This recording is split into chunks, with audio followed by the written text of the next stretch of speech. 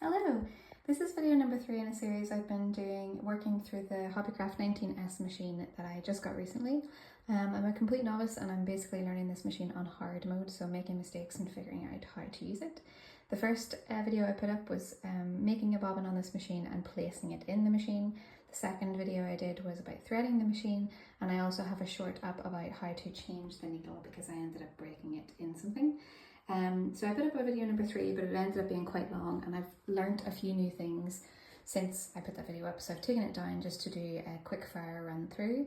I've also made a load of mistakes, so I'll do some troubleshooting as well, because I ended up taking 3 weeks to do a very, very simple thing because I was doing something wrong. So I'm just going to quickly take you through this machine again, and from right to left, what all the dials mean and how to change a few settings. So if we start by looking at the right hand side of the machine, you've got a dial here. This dial moves your needle up and down, and you should only ever move it towards you, as this is what I was taught. I'm not sure why. So if I continuously move this towards me, you'll see 2 things happening. Here you can see the needle going up and down.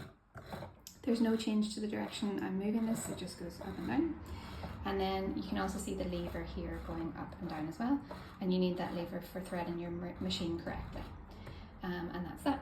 The next dial across you'll see corresponds to a load of hieroglyphics on the side of the machine. So if we look here, you can see it's lettered, and then there's a few different sort of shapes here as well. And you can see on the side of the machine there's 2 lines, so there's the top line and there's the bottom line. At the beginning of the top line you can see there's a couple of different shapes here. This corresponds to making buttonholes, which I don't know how to do yet, so I'm not going to go through that at the moment. But then you can see that there's 2 lines, A to I. There's the top line, which is a single straight stitch, and there's the second line, which deals with overcasting, which requires a different foot.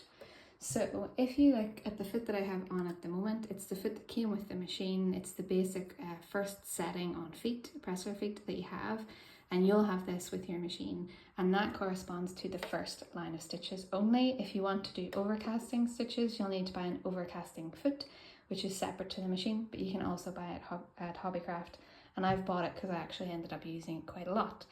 Before we go through this, I'll just show you the difference between a straight stitch versus an overcasting stitch. So if you look at these jeans here, this is one single straight stitch, kind of similar to your A or B up here.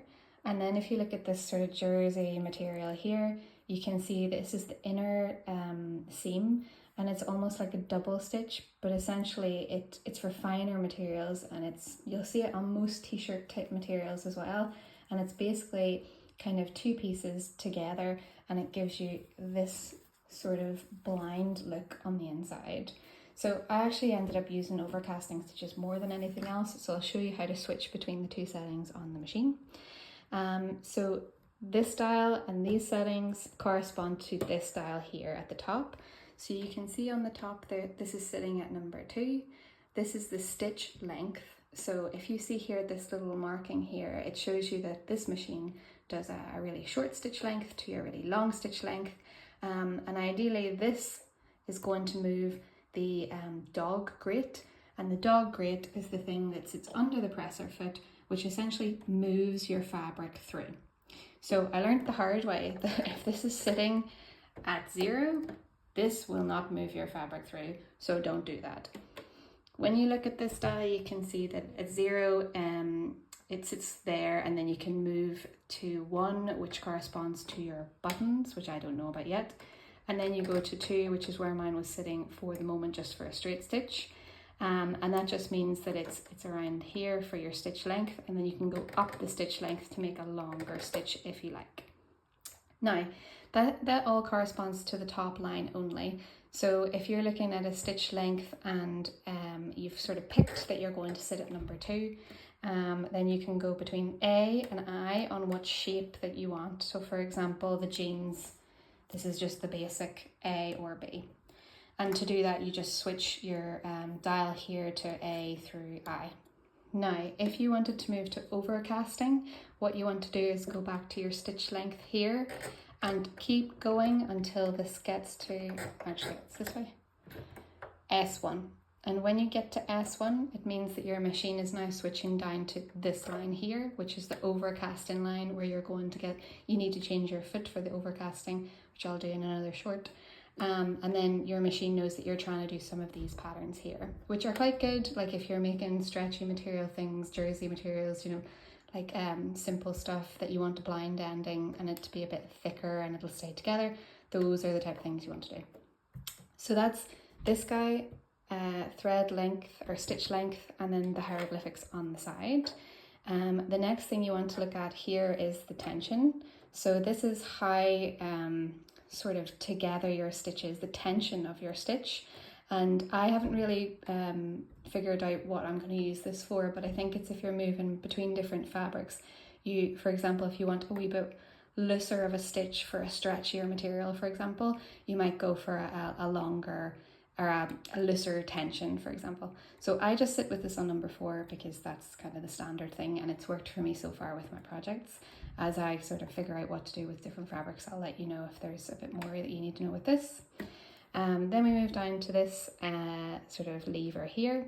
This lever is used to go backwards, so you can see on the side here. So usually it'll kind of tell you what to do, but if you press this down towards when you start off sewing something, it'll go back on itself to keep that stitch in place. And as you come to the end of your line, you would press that to go back on itself again. And that just means that as soon as you take your piece of material out, it's not just going to completely unthread. And that's what that one does. And we've gone through the presser feet. I'll show you how to change in a different video. This is your needle, all those other bits. That's the compartment we talked about before in the other video.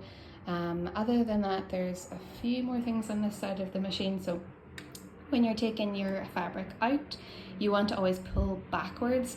If you pull to the side or forwards, it seems to really judder the fabric and pull the thread. So always pull your piece of material out this way. And when you pull it out, 2 pieces of thread will come with you, and you can cut it here by pulling it across this, because this is a blade. The last thing to show you on this machine is just at the back here, and you can see this lever, and this lever, when you press it, puts your foot up and down. So when you put your piece of fabric in, you want your foot to go down, and when you want to take your piece of fabric out, you would pull it up to pull the foot up. And that's sort of a very quick run through of all of the pieces on the machine. I'll do a couple of other videos just troubleshooting, and I'll keep going as I learn stuff. I'll stick it up on the internet for somebody else who needs it. Okay, bye.